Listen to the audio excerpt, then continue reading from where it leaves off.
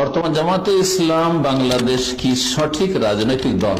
দেখেন, জামাতে ইসলাম হোক আর আওয়ামী লীগ হোক আর বিএনপি হোক আর কি নাম এনসিপি না কি বলছে ওই ছাত্র দল হোক, এগুলো সব গণতান্ত্রিক দল।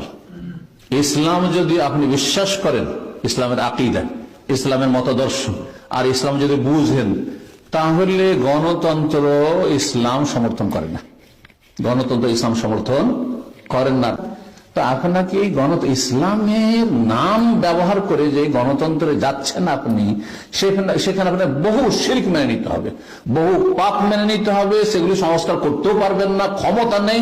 হ্যাঁ, কারণ জাতি ওইরকম তৈরি হয়নি। আর সেটা মেনে নিয়ে আপনি জগা খিচড়ির নাম ব্যবহার করছেন ইসলামের, কিন্তু ইসলাম কখনো কায়েম করবেন না।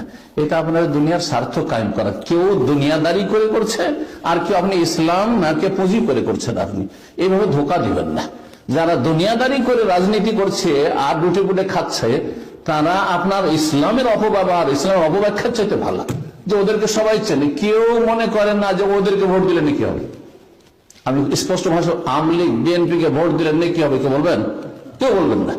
কিন্তু জামাত ইসলামের ভোট দিলে জিহাদ হবে, এটা ওরা সবাই বিশ্বাস করে। নাউযুবিল্লাহ, লা হাওলা ওয়ালা কুওয়াতা ইল্লা বিল্লাহ।